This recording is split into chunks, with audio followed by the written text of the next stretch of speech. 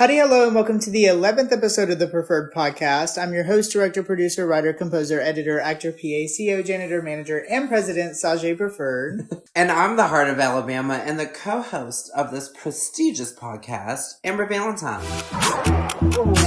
The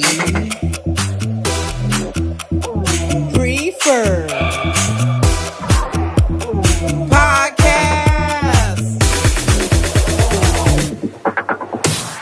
Spring is springing and the queens are queening. And with yet another week comes yet another podcast. So let's get into it, with our topic of slay. Slay mama, the house down boots. From herstory to controversy, the name of drag has always been in the lips of others, especially those with power. So today's topic of slay is politics. Interesting. I told you it was a very interesting topic of slay.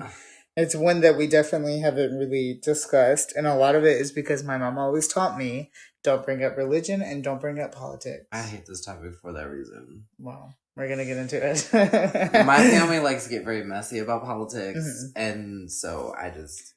Well, to start off with, what are your stances on politics? Like, do you have personal stances on politics, or do you kind of relate with off of your family, or? No, I have my own personal. I am independent. I am not necessarily one nor the other. My personal view on politics is politicians are all just liars and out for money. And they don't really care, personally. I mean, literally a whole campaign is just money grabbing, to use for them. I used to be very political, but I feel like nowadays it's kind of pointless. I don't really care about politics anymore. And that's unfortunate to say, but it's the truth. I'm not saying that I'm not, still active and with voting and so on and so forth, which we'll get into later. But I don't really find an interest in them. I don't really keep up. Right now, as of the current moment, I don't even know who's running for president in the next term. Take a wild guess. I know like Trump, but from my understanding, there's no way on possible earth that's going to happen. So I don't really see that being an issue. And I mean, if anything, I would consider myself definitely like more Democrat than anything because I relate a lot more with their views. But even with that, there's still flaws as with everything. But a lot of my issues come with, I was not very educated on politics from high school. We literally only had one politic course or economic course or so on and so forth. There was only one, and it was AP government. And that was an AP course. That was a college course. So that doesn't add up. You know what I mean? Yeah. We had U.S. history, of course, but that was how many centuries wars ago? And yeah. So there's really no, in my opinion, especially in this area, there's no education on stances for politics or views for politics, really. And maybe that's a good thing because the area that we're in, Alabama, is not a very open-minded area. And so a lot of their thoughts and views and politics are conservative and right-winged and Republican and guns, violence, homophobia, transphobia, So maybe it's a good thing that... Just lay it all out, girl. Yeah. Maybe it's a good thing that, we didn't really get into that in high school. But coming into college and even going into AP Gov, I felt very confused because I was so untaught of these things, and I was so unexposed to these other views and, so on and so forth. I definitely knew where I stood. My family has always been very anti-gun. My family has always been pro-choice, obviously LGBTQIA plus friendly. Well, excluding a few. I don't one, actually, only one, and I don't count meth heads because to me that's trash. That's not a person. I think a lot of that has to do that and just, becoming an adult and seeing what politics are actually about has left me to not be very political. So as of the current day, I would not say that I'm very political.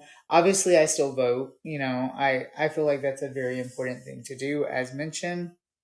But something that is political from the beginning, still to this day, is drag. Drag has always been political. Drag will always be political. Yep. Drag literally from the start, Stonewall was a whole movement. It was a whole F you to the government, to the man. Obviously, there's different reasons for this. A lot of the reasons come from these right wings, these Republicans, these, not so good people that we have in office. They do not like to see it because they're not open-minded. They're very closed-minded. But then there's other reasons, such as, in the time of Stonewall, a lot of it was, of course, homophobia, but there was also other legal reasons, such as alcohol purpose, speakeasy purposes, those were considered illegal. And so that was another situation leading into it. Mm. These are important. These situations are very important because a big thing about history is history repeats itself constantly. I feel like everyone, if you don't believe that conspiracy, quote unquote, get into it, believe it, because it's very true. We see it all the time. Literally all the time. And if you are kind of closed off to believing in it, just look at the world wars. Like, they literally just repeat. The third one I heard is coming very soon. History was my worst subject. I hated history all the time. The only part I enjoyed of history was the history of, president terms. I've always enjoyed the individual presidents and how their views were. There's a lot of reasons to understand and to have an understanding or a foot in politics. But I have always been so drawn to the president specifically and their views, their lives, how they've lived their lives. And I feel like that's a very important thing because unfortunately this person is in charge. Obviously there's seats, there's houses, there's representatives, blah, blah, blah, blah. But the one that's person, the big man. Yeah, the big man. the big God. But I feel like it's always important to understand these people and not just obviously understand their politics and their wantings and their accomplishments and so on and so forth, but them as a person. One of my favorite to view is Jimmy Carter because he's a nut job. If anyone would have ever looked into him like a queer person reads a person in everyday life, they would have gotten that he's a fucking weirdo. And I don't know how no one got that before putting him into office. I remember being in 11th grade and watching his campaigns before he was president and being like, how did no one catch this? How did no one catch that this man is not right? Right. I don't know. But I have always been fascinated by that. And I feel like that's important because it's not just about, how do I put this? Politicians are going to put on a face that they feel like the GA, the general public, wants to see. So if you see past that face and you see the other flaws or you see that underlining character, you're going to get the person that you're actually putting into this place. You know what I mean? Because of course they're putting on they're stepping into the shoes, they're clocking into work as a job, but there's always going to be that slip. And when you get that slip, it's going to be so much more shocking when you didn't, quote unquote, know than if you just pay attention when these campaigns are happening. And of course, I'm not one to speak because I have not been paying attention at all to the campaigns. But from last time I checked, it's not September yet. So I still have time. A lot of these issues with politics do come from governors, mayors, presidents, so on and so forth, senators, House of Representatives, seats, blah, blah, blah. Not having an open eye or not even liking point blank period drag, and that's what causes all this commotion. And we see a lot of this with the current drag climate, or in the same sense, political climate, where we just had drag bans or attempted drag bans, and we saw that this does not work because it's literally going against the First Amendment. My main issue when it comes to this is, one, y'all are so stupid. Y'all are literally going against the thing that you placed as your quote-unquote Bible for your land. Right. It's literally like the list of rules. And it's the number one. And you're going against it. And then you're trying to veer off and say, oh, it's because of kids. Oh, no, shut up. And then they want to try to back it up with using the Second Amendment against us. Yeah. Of course, a lot of this comes from the last president term we had a Cheeto. And people are hungry. People in America are hungry. And so they're just gathering at things to eat for now. I'm starving right now, too. and it's the truth. A lot of it is people are upset that their president is no longer their president, and they're finding other ways to clash and rage. And how could, like, I just don't understand how you can do that for 4 years. It makes no sense. Like, it's been 4 years. Mm-hmm. Can we get over it already? Mm-hmm. And I mean, it really shows when most of the House is still Republican. Mm-hmm. You know, the president is Democratic, but it doesn't matter. Mm-hmm.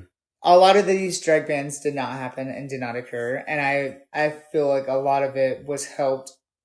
Joe Biden gets a lot of a lot of people do not like Joe Biden. Exactly. I'm not the finest of Joe Biden. Me either. My biggest thing is, girl, I can't even remember her name. Who's the vice president? Camilla? Yeah, where the f*** is she? I have not seen her since Joe Biden has been in office. Is she dead? Like, I'm genuinely confused. She does not have no vice president. Like, what happened? Was she just... I wonder why Joe's so bad at it. He's got to do 2 jobs. Yeah. I don't know. But he gets a lot of shit. My main thing, though, is he has helped in a lot of situations. There has been situations where he has not helped. And that's every president. Yeah, of course. But main thing that a lot of people don't realize is he has had a lot of to pick up from the last president. And that's already a 4-year term right there of picking. And not to mention, this is the oldest man we've had as president. Yeah. 78, I believe, was when he was elected. The oldest that we've had. Yeah. Choices were made, America. Choices were very Choices were made. But no matter what people say, he was a huge reason that the drag bans did not happen. I would say we got that one little extra step. Yeah. So, and, you know, even if it might be one of those covers, as mentioned, he is supportive of the queer community and, most importantly, the trans community, which we've never even had a president say trans out loud. Something that a lot of people clocked about Joe Biden whenever he was, you know, doing his campaign and running for president, and with an open mind of queer people and trans people and so on and so forth, was in his current campaign in the 90s, he was not very open to queer people at all. However, I feel like a huge change was him being the vice president for Barack Obama, who did do so much for queer people. He literally legalized gay marriage in 2012. 2015. Why did I think it was 2012? He legalized gay marriage in 2015. And I feel like Joe Biden being a vice president to Barack Obama definitely helped him win becoming president. But he gets a lot of trash, you know, for not being a very good president. And yeah, that's a little bit true. But we could have had a Cheeto again. You know, the world could have been covered in cheese dust. So I'm very glad that's not cheese dust being, cheese dust being a new... What's his name? Chester Cheeto? Chester from the bag? You're horrible. But I remember when all of these drag bans were happening, I just kept thinking, it's not going to happen. And I know that's a very, like, harsh way to think, or a very, like, cocky way to think. But I knew it wasn't going to happen, because if that were to happen, the queers would not let anyone get away with it. No. Obviously, the reason it did not happen was because it is an against of the First Amendment, and you can't do that. Exactly. You cannot literally place a law against an amendment. Right. Like, what? In the sense of Joe Biden being president, as mentioned, very glad that it happened during the drag bans, because if Velveeta... So if Velveeta was president, then drag bans immediately would have happened. It wouldn't have been in question. He probably would have had yet another law against him or some shit. Going to jail or something again. Because that's what we want as our president. Yeah. It would have immediately happened. So I'm very thankful that it was Joe Biden who was in presidency while it happened, or while it tried to happen. But which brings us to our last point, the importance to vote. I wasn't initially going to put it out there, but I'm very thankful that I did in fact vote for Joe Biden, specifically because of the drag bans. And I think of that all the time, which I often think about.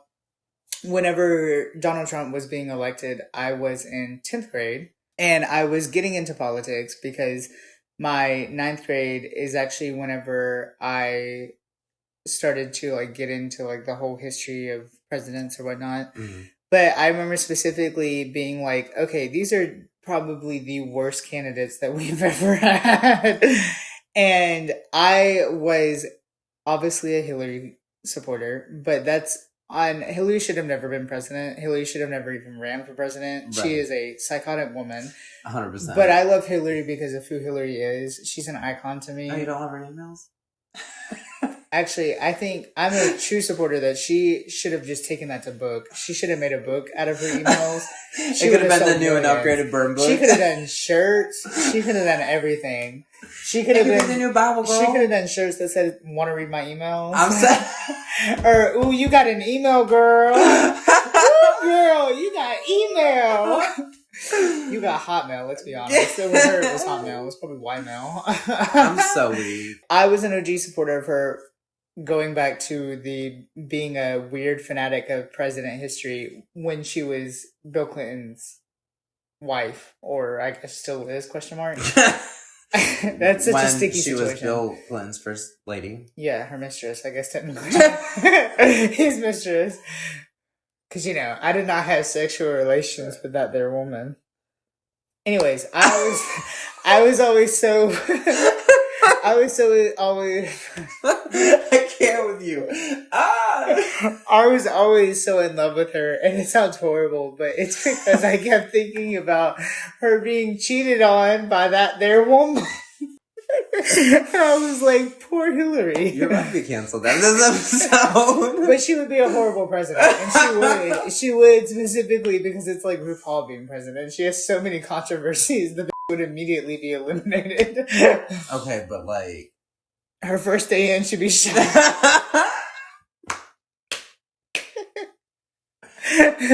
Cue the sniper. Woo! But what was the whole point of that? I forgot. Obviously, I could not vote then. Going back to the OG topic, I could not vote for anyone then because I was too young. But I remember hearing that Donald Trump won and literally being like, well, the world's ending tomorrow. I was like, nice knowing y'all hoes. Whenever I went to school and everyone was like, we're gonna die. Hillary almost won though. She really did. She actually won the popular vote. But she should have won. They don't go off our views, so. Well, also rigged views are hard to go off in general, so. I mean. I love stuffing a ballot. It's giving very hairspray. Yeah, literally. Anyways, but whenever the election came that I could actually vote, I knew for a fact Donald Trump was not. No, I was doing anything but Donald Trump. I hope so. Milani can't even do that, let's be honest. So I knew from the moment that Donald Trump originally won, the only time he has ever won, the only time, hopefully, I'm hands on the table, hand on the Bible. I don't own a Bible, but hand on whatever Bible, that he will never be president again. Mm-hmm. And if we stick to laws, and laws are written to be laws, hopefully we will stick to those. He can't be president, but we shall see. We shall see. Anyways, I knew from that moment that it was very important to vote. Mm. Going through those moments, not only as a young adult, but becoming a adult by myself under his presidency was a struggle. Going through a pandemic under his presidency was disgusting. Mm-hmm. Seeing his views as presidency was atrocious. Well, and the big thing with me was he used the queer community to boost his popularity, and as soon as he got into office, dropped it. And it's like, I don't, and unfortunately there are queer people who are Trump supporters mm-hmm. and who see him for some eye to eye, and I don't know what eye, must be a seventh eye, because, girl. Anyways, I will never understand that, but my main thing is, I can look at him and tell that, no. Going back to, seeing people eye to eye and viewing, people as themselves when they're running for such a big platform, you can tell something ain't right. Mm-hmm. And a big, huge thing that I already knew was something cheesy, something fishy, something a little questionable. His skin? No. Besides that. His hair. No, I'm just kidding. Besides that was, I knew for a fact him and Hillary were friends in the past. Mm. Like several times in the past. Him and Bill were great friends in the past. So that already struck to me as, oh, he's being fake. Mm-hmm. He's doing this for another reason. He's doing this as a big money man. And he's going to destroy this country. A big money man who's been bankrupt how many times? Yeah, and that's something I don't know why people didn't go into depth with. And because that could be bankruptcy on the whole country. Donald Trump, from my understanding, had one of the worst economic analytics of a president. Like, worst U.S. economic time, or almost as bad as the Depression. And the reason it wasn't as bad as the Great Depression was because of how advanced we were in civilization. You know what I mean? Hey, them gas prices did drop pretty low, though. Which is not a good thing, though. I mean, it really isn't a good thing. But with how much the U.S. is in debt. Right. Like, not a good thing. And how much we got going on with other countries. Like, it's just a mess. We're a mess. We're a dumpster fire. America's going to hell in a handbasket. We're literally the laughingstock of the world. Mm-hmm. We really are, though. The USA is like the worst country in the world. And it's funny because we all think we're the best, but I'm like, girl. We're far from. Yeah. Well, I did not get to vote in that election because... So I actually started getting more into like presidency and that aspect of politics the year Barack won, which was my senior year. The election happened 3 days, I think, literally a few days before my 18th birthday. So that didn't obviously happen for me. Yeah. But that's when I started getting into it, which I guess it's sad to say is because I noticed the views that he had on the community. And you're talking about the original Trump versus Hillary? Yeah. No, Barack Obama. Oh, versus, what was his name? McCain, yeah. John McCain? John McCain? John Wayne Gacy. But he had, I noticed his views on the community, and that's really what kind of like pulled me towards it, because that I was like in my first year of being out and being queer, out and about and knowing more about myself. So then when it come to the 2020 election, when the world went to I was actually Team Bernie, not gonna lie. Personally. My only thing about Bernie was his views were very bold. Yeah. But they would have done such a disaster for the depth that we were currently in. Like, we literally, you weren't here. I was about to say, me, Dakota, and Paris literally just had this conversation, but college should be free. Don't know why college is not free. So that's why I was so thankful for Bernie, because he obviously wanted to make college free. However, in the current situation of a sinking hole that the U.S. is in with money, the trillions of amount of dollars that we're in. It's funny that we're always in debt. Yeah, that's not possible at the moment, you know.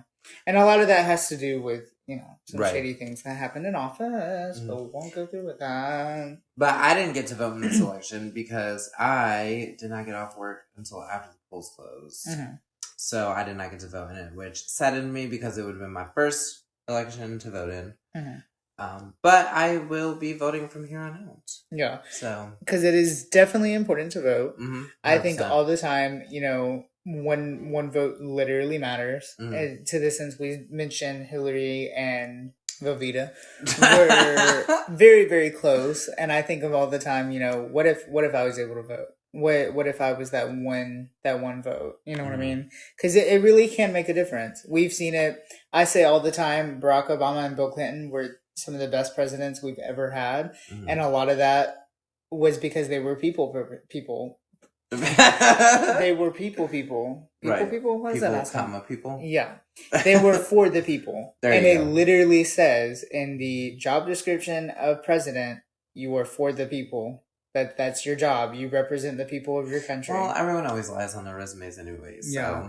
I've always said, they were the best presidents because they did everything that they did for their people. I do have my personal issues with voting, but it doesn't stop me from voting. Yeah. Because I will always vote. But when you vote and you make your word, your notice, your name heard, you are making a huge difference. 100%. And that one vote can definitely make a huge difference. Mm-hmm. So with that being said, this upcoming election, us as queer people, it is very, very important that we do not let drag bans, anti-trans laws, anti-gay laws, anti-marriage laws, anti-abortion laws, anything laws happen or occur by simply letting our voice be known. I can't believe it's been 4 years already. Yeah, I know.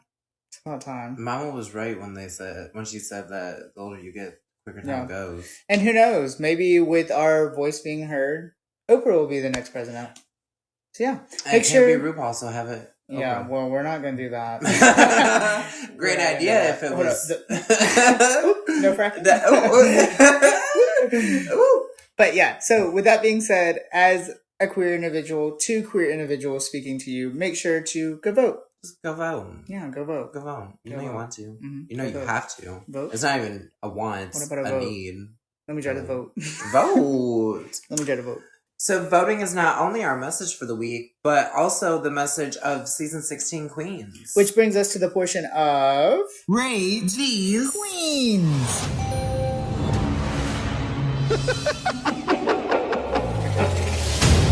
Political climates are at a high, and so were we while viewing this week's episode of RuPaul's Drag Race Season 16. So now let's take our view to a review. Starting off with a great note, Plasma's gone. Plasma is gone! That was such a controversial lip sync because she shouldn't have went home, but she had to go home because of lip sync. She should have went home. Something that is also controversial was Q's quote about Plasma leaving, or about Plasma being in the bottom, where she says, if you don't sell it, you're going home. And I thought, you were trying to jiggle your butt while lip syncing against a mandatory meeting. You did not sell it. Your butt did not jiggle. So therefore, the money was not given. You should have went home. See, and she should have because of the lip sync. She also just shouldn't have said that because that just made her look stupid. See, but it was two scenarios that were the same exact thing, but complete opposite. As we are getting upset, we also see Dawn is upset from not winning. Again. Very respectfully so, because as mentioned, Dawn was one of my favorites. She's been in the top consistently. Yeah.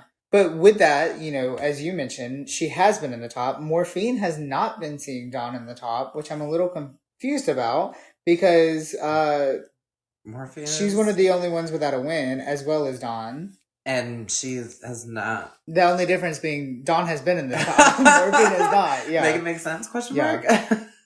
Something that's also mentioned that I find very interesting is a Morphine versus Maya lip sync. That'd be a lip sync. We see a lot of shade boil up between them. Apparently Morphine does not agree with Maya's lip sync style. And I'm not in a disagreement with Morphine here.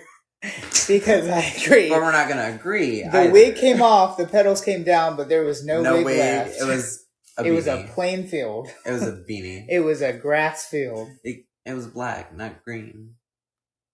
It was a dirt field.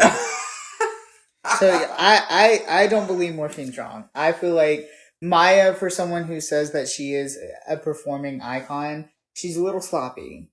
Yeah. And like Sloppy Joe. And everything else. And the only thing she has to lean on is her 3 tricks she's done so far. Yeah. Something that someone else leans on is Nymphia with bananas. We see Can we skip this? She walks in throwing shade at Plasma, saying that it is so quiet now and that she can actually hear herself think. And I'm like, you're the loudest in the room. She even said that at the beginning. Yeah. I was very confused by this because I was like, girl, you're the loudest one. And heaven forbid if you don't know what you're doing. Oh, that's every episode you don't know what you're doing. So you're the loudest one, point blank, period. Yeah, Plasma's gone, thank God. We don't have to worry about an obnoxious gay. But you're still there. You're still there, Nymphia. Who is an obnoxious gay? Yeah, but it's different. At least she's quiet out of drag. Oh, because she's not a theater gay. Anyways. We also hear about sister sex dreams. Alabama inspiration. Which, I'm not gonna lie, if I got on... I was boozled. I was bamboozled. Betty, you were boozled? I'm not gonna lie. I find this very difficult because if I got on Drag Race, I would kind of see everyone as like a coworker. You know, Sure, Jan. I'd be like, "What do you mean you're having sister sex dreams?"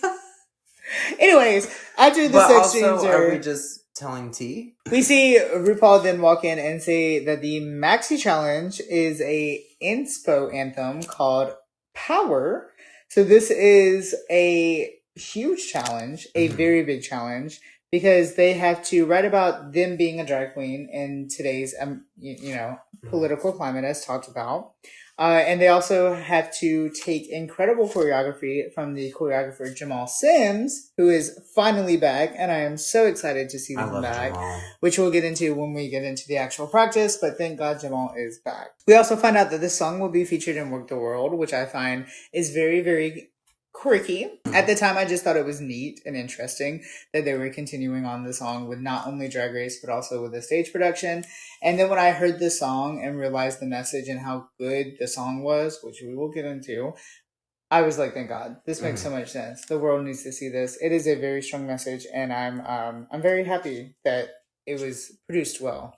And it turned out well. Yeah.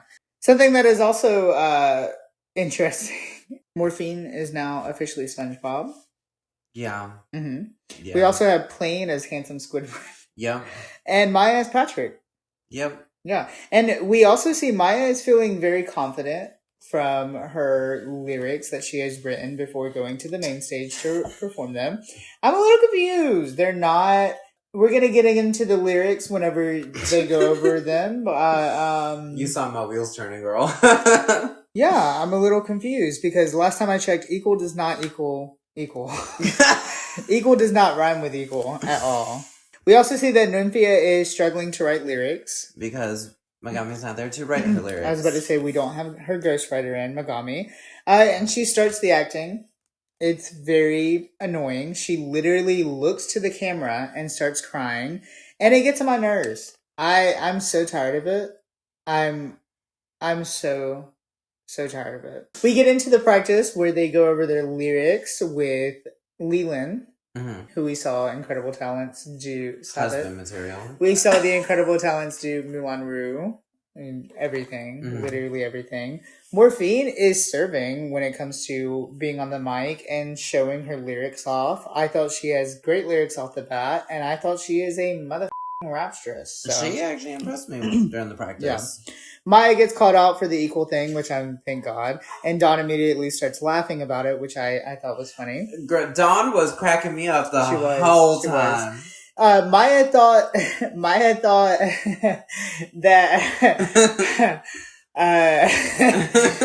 a way to help this was to start singing, and I'm very confused as to why she thought this. Then she starts squeaking, equal! I'm very confused. And then the whole cast starts screaming equal. Maybe Maya should have a better song if Saphir wrote it. We hear Dawn say that because it's very true. Dawn can rap. Dawn, I don't know. Dawn is everything. Dawn keeps surprising me every episode. There's something that she does that I never even would think of her doing. We see her struggle a little bit with trying to sing this at first, but then when she gets the note of rapping, immediately the second she starts rapping, it's noted. Plain Jane also talks about her big juicy tits. Nymphia is horrible. Nymphia is so trash. Her lyrics are disgusting. Nothing rhymes. Nothing goes together. She's got 5 words. And I swear to God, if I hear yellow again, I'm going to cry. Or banana. Yeah. I'm really, really, really going to cry. And it's time for her to get serious. This is something that we see other people call out, such as Q. It's legit time for Nymphia to get serious. It's the whole, ha ha, and like, I don't know what I'm going to do, and I'm freaking out. I need a ghostwriter, and Megami save me. No, it's time to get serious. We're top 6 now. Yeah, and there's so many ghostwriter jokes, not only between us, but also they make a lot of ghostwriter jokes, which is so funny to me because of all the the writer strikes, and Drag Race is being affected by that currently. So there's probably a bunch of ghostwriters happening at the moment. We then see Saphira is taking us to church, and I'm so here for it. She is doing amazing, incredible, godly work with her lyrics. Gay man. And we also see her do her lyrics all in one take, which is very impressive, very nice, very, very. When you have the talent of being able to sing, it just kind of comes to you. Yeah. Someone who says that they have the talent to be able to sing is Q, who lies to the world, America. She lied to us. She cannot sing, and it hurts. It hurts to listen to. And I literally said, like, she can't be bad at singing. She's bad at dancing. You can't be bad at both. Yeah. Like, well, she is. And getting into the dancing, we get to the main stage, and as mentioned, we have Jamal Sims back, which I am so happy for. I love Jamal Sims. He's always been one of my favorite choreographers of the season, or the series, I guess you would say. We start with Saphira, and the others immediately get scared, which I would too, because Saphira's rocking it. Not only is she rocking her pants, those pants are something, but she's doing the damn thing. Q says that she's not scared to dance, which I know immediately is a lie, and if it's not, she definitely should be. Not only does Q struggle with the dance, but we also see her get called out by Dawn for having Barbie hands. Something that I genuinely never noticed. I didn't either until she pointed it out. Something that I also did not notice was Q is not the only bad dancer. Dawn is very white. Very. Yeah. Very, very. Nympia is also struggling with the dance as well. And I feel like a lot of it with her is more so the feet work of the dance, which is, I personally think she's just playing around too. Mm-hmm. We then see Maya gets called out for her only weapon being flips, which is not true. Because she immediately turns around and picks up the dance incredibly and is one of the best ones when it comes to the dance. They were all shocked, too. Morphine actually sees this and, like you mentioned, gets shocked. Especially after their little debacle. And then Morphine gets on stage and literally tells Jamal Sims, I can do whatever you want me to do. Which is very impressive. What's not impressive is the chicken head. And then we see everyone on stage start doing the chicken head, which I find hilarious. We then also find out that Plain allegedly has fluidity in her hips. False advertising. not Liza Minnelli. Not only does she struggle in practice, but we also see eventually that she struggles in the actual Which shocks me with movement-wise because she is a ballroom dancer. Yeah. We then get back to the workroom where the queens start to put on their face for power, and Morphine is feeling very confident. So is Plain, although she is, having rickety bones. Dawn shares her mental journey, which I relate incredibly to, and I'm very proud and thankful that we got to see this from her. Nymphia sucks up to Plain to get the potion. Because the potion does expire today on the runway. And these queens are wanting this potion. We also find out in the workroom that these queens are very political, which I love. And we also see that Dawn shows more charisma with her politics and her stance on politics and how much she is in with politics, which I love. And I must say, Saphira needs to be governor. I don't know where, I don't know when, but Saphira needs to be governor. I could honestly see her retiring from drag at 63 and being governor somewhere. Going to the runway to start the power, we have RuPaul come out looking incredibly gorgeous. I am so obsessed with this look. And them legs. Yeah, them legs. She also announces that the runway theme is true colors, which I'm so obsessed for. Each queen is responsible for representing an individual color and their own way, design, whatever. But getting into each individual ones, we're going to be talking about their runway and their performance. Starting with the runway, we have Maya. No, I did not like this runway. That's it. I did not like the runway. The runway was bad. As far as the performance, I hated the outfit for the performance. In my opinion, it was not fitting of the theme, nor was it really... It wasn't cohesive. To anyone at all. But her performance was good. She slayed the dance. She did her one little stunt of a flip. And her lyrics were not the best. I can't stand we've heard it about 8 times now. Every time I still hear the equal part, it makes me cringe like nobody's I hear business. the first equal and I'm not. Don't do it. I'm like, don't do it again. Off. Yeah. But the rest of it is actually pretty good. It reminds me actually a lot of Cameron Michaels in American. Mm-hmm. So for me, Maya was a 7. I personally loved the gown that Maya wore on the runway. However, you can't just pull a pageant gown that you wore 10 years ago and call it a runway, especially on Drag Race. I personally feel it was very simple, and I don't know, I feel like we've seen it before on her. Getting to the challenge, it was serving. Very charisma, uniqueness, serving talent. The judges made the comment about how she seemed confident in it, but there was a moment where I seen her thinking. And that's one thing you don't want to do. Thank God it didn't ruin her performance. But as the equal thing as well, just really brought me down. But I'm going to give her an 8. Next up on the runway, we have Nymphia. Stop it. So tired of bananas. Literally all I wrote was no. Yeah. Done. I'm so tired of bananas. She obviously had the color yellow. If we did not mention, Maya had the color red. No, I immediately was so bothered by the bananas. I was like, I want it off the runway now. I want it off my screen now. I am checking out on Nymphia. Yeah. I am pushing her. I hate when queens are in the background, but I am pushing her to the background myself because I am over this. And it's not giving. When it came to the performance, I loved her moves. However, my main issue was the lyrics. The lyrics sucked. She picked up the choreo very, very well. The lyrics were just trash. They were not cohesive at all. For me, Nymphia had the lowest rating this week of a 5. Oh. Okay. Her runway, I just hate how repetitive she is. It's okay to have your brands, but do it at the beginning, do it at the middle, do it at the end. Don't do it every time. And for the challenge, I mean, I thought that her initial flip into it was pretty sickening because that was, I really enjoyed that. Her dancing was definitely better than her partner.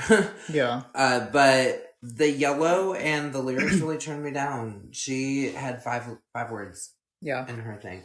So I also give her a 5. Yeah, it was not very good. Very midline, and even then. Speaking of Nymphia, her partner was playing Jane in the scene. When it came to the outfit, I loved the outfit. I thought it was very different for her. She was representing green. She was green with envy, and I loved it. I loved the tree going down it. It was very configuring to her body. I thought it fit her very well. As far as in power, she can dance pretty well. She can hold choreography pretty well. My thing is when she doesn't feel confident in a specific move, I feel like she leans to funny, and I saw that a lot. I said this literally when we first originally watched it. I was like, she looks weird. I was like, something ain't right. But then we were listening to it in the car, and I was like, you know what it reminded me of? The Scooby-Doo movie with Matthew Lillard, where they're in the bar, the villain bar, and they start dancing to the 70s music, and he's doing that's what it looked like. Because she was doing it so low, it disproportionized her. Right. So for me, because specifically of the performance, she was a 6. Okay. For the runway, she was given very rich. And that's one thing that I love about Plains Drag is she looks rich in drag. And I live for that. And she knows herself. Plains Runway for me was giving very rich. And that's one thing that I love about Plains Drag is she gives rich and looks rich in drag. And she really knows herself and her drag. And I live for that. Going down to the challenge, I thought it was everything. I did notice she was struggling with some dance moves. You also made a comment about the shoes not being necessarily the shoes she probably should have chose. You could tell that it may have been nerves or just her slipping on the stage, but a lot of the time her heel was wobbling, which is never a good sign because she's not sturdy in the movement. My favorite part of it was Miss Jane If You Nasty. I love that line, and I love how she brought it back into this one and then went a completely different route with it. So I give her an 8, and she makes it my number 4.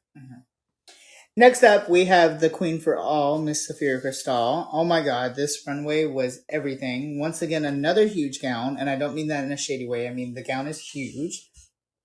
everything. She was representing more of a lighter blue. We had two queens representing blue. She was more of the lighter blue.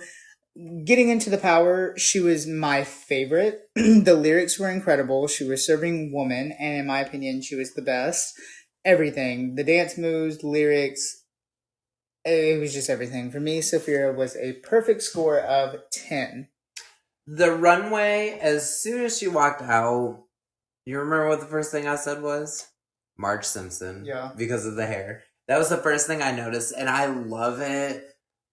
And I love the outfit itself because it gives regal. Mm-hmm. And it gives queen. And she is mother. Mm-hmm. And she really showed that in the challenge as well, because the first thing that I wrote was mother in all caps. The outfit was simple, but it was a correct symbol. She sold it. And I love when she slides into a split. So I give her a perfect score of 10 and place her in my number 1. That's right. Next up, we have Dawn, who on the runway was serving more of our darker blue tonight, more of our navy blue. I love this outfit. I thought it was so cute. It also had a little bit of a spooky element. Of course, she did her long arms, which I always appreciate. When it came to her lyrics and power, I love the lyrics so much. I think she did so incredibly well. The message that was shared with her lyrics was very needed, not only with individuals as citizens, but also with those running for these political campaigns, because I feel like a lot of these issues they have with people come from issues that they haven't faced from their past. So it was definitely a very important message. For the hard work put in for the runway and for the lyrics alone, she has another perfect score for me. My first two perfect scores in an episode of 10. Okay, slay. We love firsts. Mm-hmm.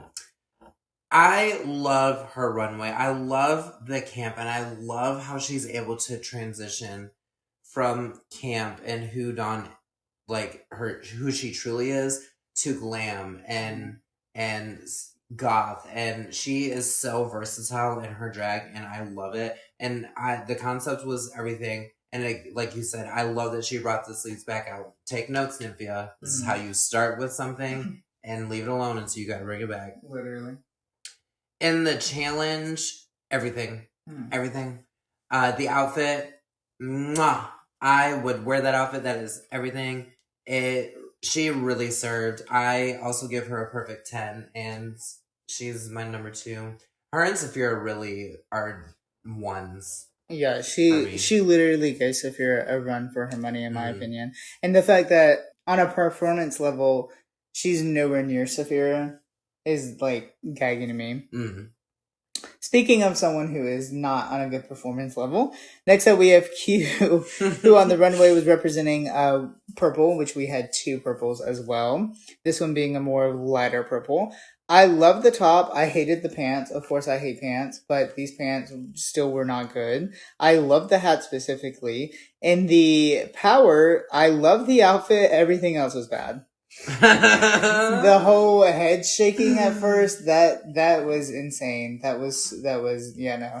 The singing was still bad. She only had one dance move, which was a side to side bop, and I find that to be a little unfair. I get she sucks, but maybe she should have just went home.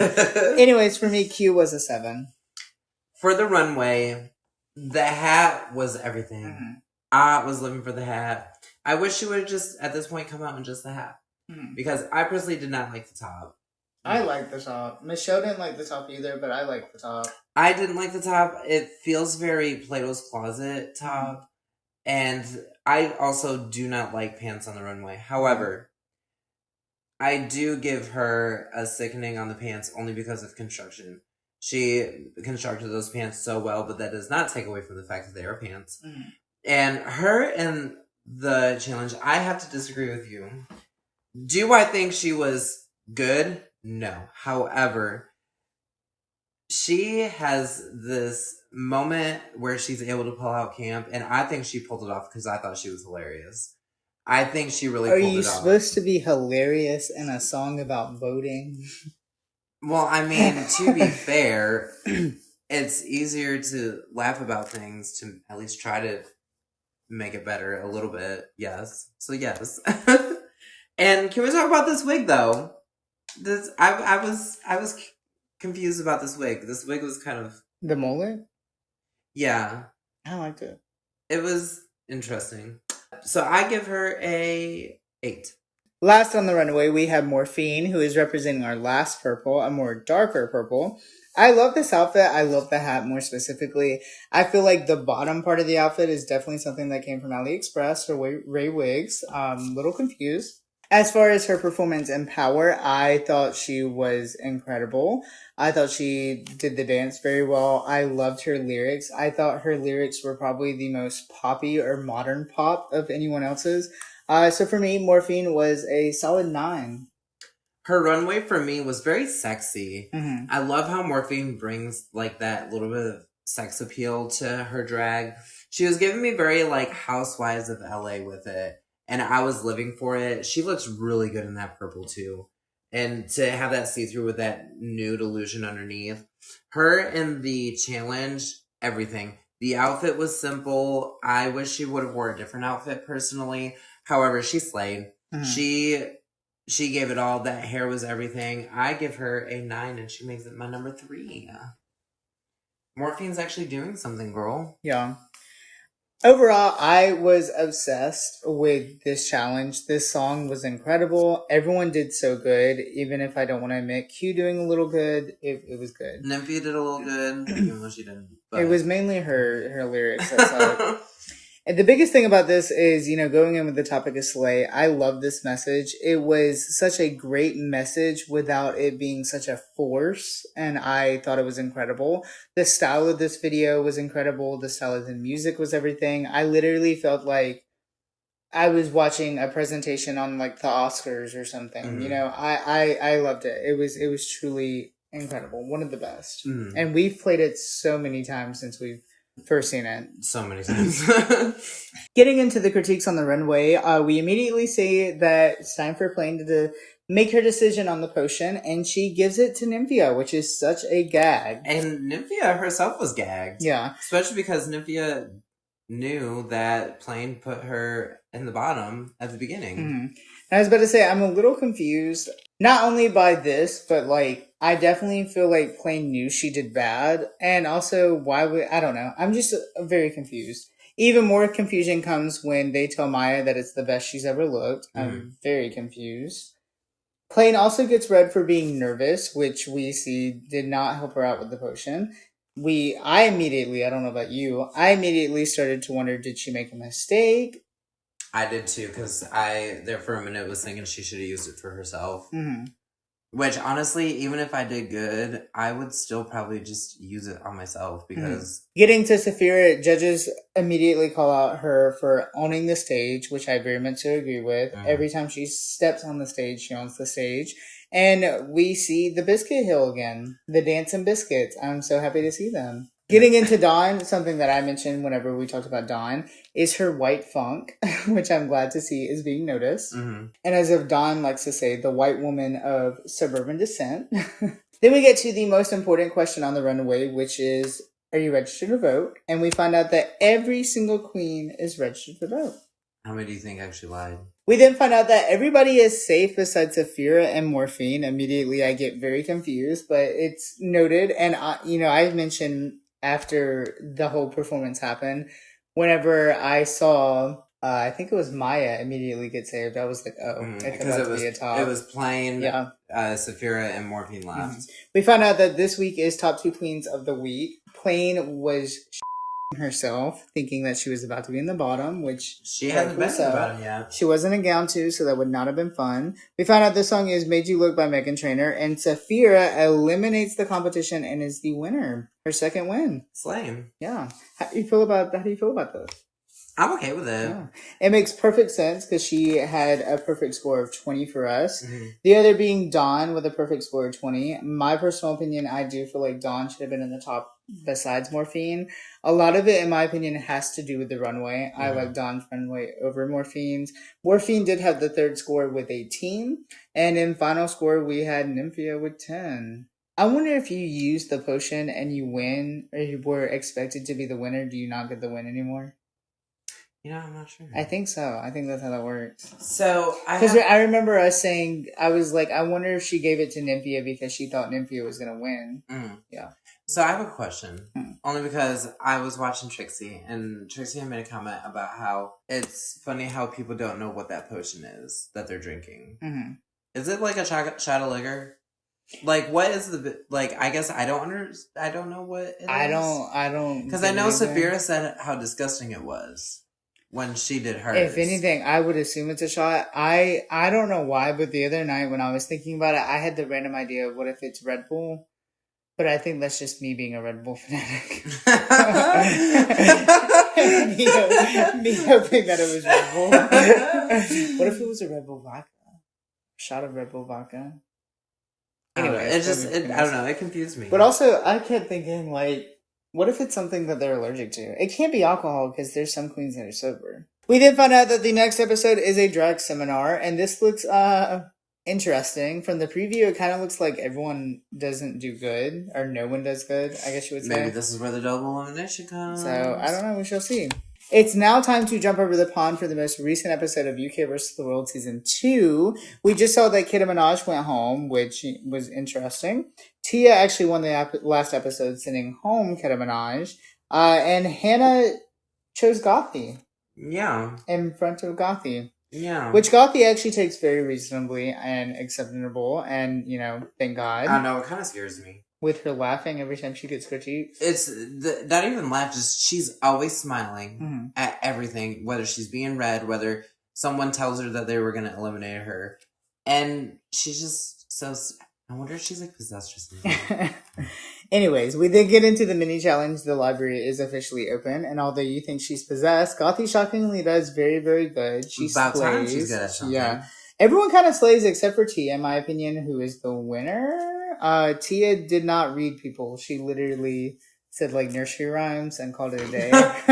I hated it. We then find out that the maxi challenge is 7 confessions of a drag queen.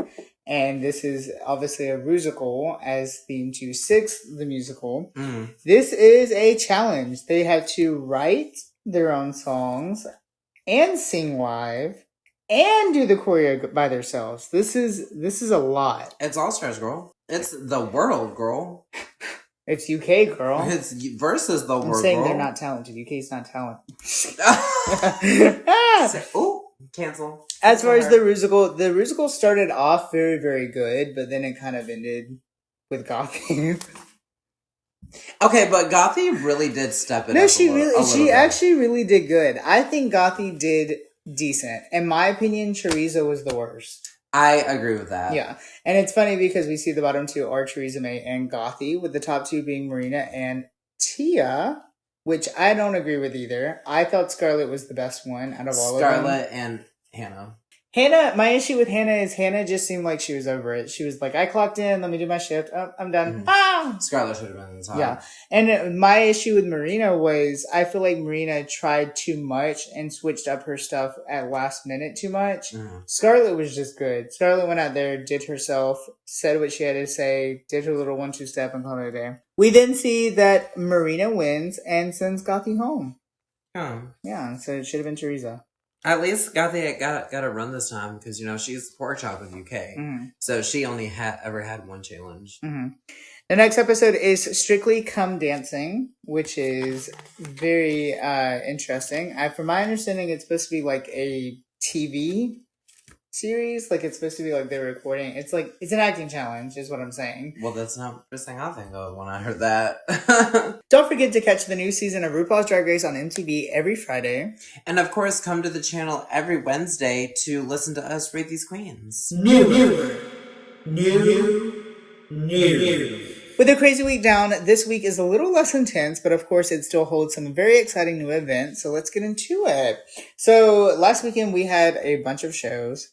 Well, no, you only had 2. I only had 3. I was about to say we both had 3, but then I forgot you didn't do the night show because you weren't painted. We started in Dothan at Dragged the Competition, which had a very interesting show up because of the rain. But hey, it happens. We then did the Preferred Brunch, the first ever the Preferred Brunch, which it was a very exciting little moment. It was very cute. fun. And then, of course, we ended the weekend out with the preferred show that night, which was hands down the best moment of the weekend. A very good crowd, very nice people, very incredible night. Mm-hmm. I had so much fun. And stay tuned because the preferred show is being announced March 30th. Flame. That's the day before Easter, I believe. Yeah, because I think Easter's on the 31st. It's crazy. Yeah. So the day before Easter, before you plant your eggs in the yard, make sure to check any of my socials at The Only Preferred to see the brand new cast. And bring us some eggs. Yeah. I hate eggs, but I mean, if they're cranberry eggs, yeah. Well, you'll eat the peanut butter eggs too. Yeah. I want the actual eggs, like the hard-boiled eggs. No. You can bring those for me. Speaking of new shows, the newest episode of The Preferred Few is now out. It is with the one, the only Vanity Lachey, the boldest Walmart employee you'll ever meet. And this week, coming up on the channel, we have yet another, the second segment of the Preferred Trivia Show with special contestants being Leviathan and Veronica Salvatore. So it's going to be a very interesting episode. It's actually very hilarious. And I'm excited to see it. Cannot wait for everyone to see it. With those exciting new videos to come, it's time for your exciting new questions. Don't forget to click the link in both of our bios to ask your questions today. Today, not yesterday, not tomorrow. All right, Sage Preferred. Your question reads, and it's actually a two-part. Are you confident? If yes, how did you become it? It depends on situations. I feel like with my drag, I am confident, but I always look for other people's criticisms or critiques to make my drag evolve and, to fit anyone or anyone's wantings, I guess you would say. But a lot of my confidence in my drag comes with because my drag is myself and I'm confident in myself because I always just kind of had to teach myself to be confident in myself. I mean, I really can't answer that question in a formula answer, I guess you would say. Like there's no A squared plus B squared equals C squared to confidence. Mm-hmm. It's just really knowing who you are. Once you know who you are, and biggest thing with that is do not let anyone influence you to know who you are because then you're not knowing who you are. Once you know who you are, everything else should come. With me, my drag came from knowing who I am and knowing who I wanted to be in a different quote unquote persona that at the time I thought was what I was achieving. So with me being confident in myself, it was very easy for my drag to be confident. And now you've found yourself even more through drag. Yeah. Biggest thing to relate with that is never let confidence become cocky. It's very easy to do that. And if those who know me truly know I'm not cocky at all. A lot of the times I will call out my flaws before anyone else will because I'm very aware of my flaws and my red flags. And also cockiness it's disgusting to me. I don't really like to see it. So I never try to portray it. And if I ever come off as cocky to anyone, please let me know because I promise you just misread me. I'm just half of it. So your question is, do you like to sing? I love to sing. I love to sing. I love to sing everywhere. I always be singing. Mm-hmm. And I mean, you were in choir too when you were in high school, so that's, dedication. Mm-hmm. My family is a very music-based family. Mm-hmm. My dad, my great uncle are both DJs, my great uncle was, may he rest in all the pieces. My dad's a DJ. I hate when you say that. Oh my God. My dad's a DJ. My grandpa has a DJ system set up in his garage that we all go out and karaoke to. I was born and raised in singing. I personally don't think I'm the best singer. However, quite a few people like to disagree with me. So I guess if they're right, they're right. And I guess if I'm wrong, I'm wrong. But well, of course, I'm always going to agree with you. Yeah, because you're horrible at singing. Anyways. Don't forget to ask your question for us today. Oh, please, sir. Ask some more. Please. Can I have some more questions? With us being all talked out, it's time to end this episode of the podcast. Make sure to follow all of my socials at The Only Preferred for brand new videos, such as The Preferred Few with Vanity Lachey, shows, looks, and so on and so forth. I got a birthday look coming out. My birthday is coming up very soon. So yeah, make sure to go follow along. While you're following You sound southern.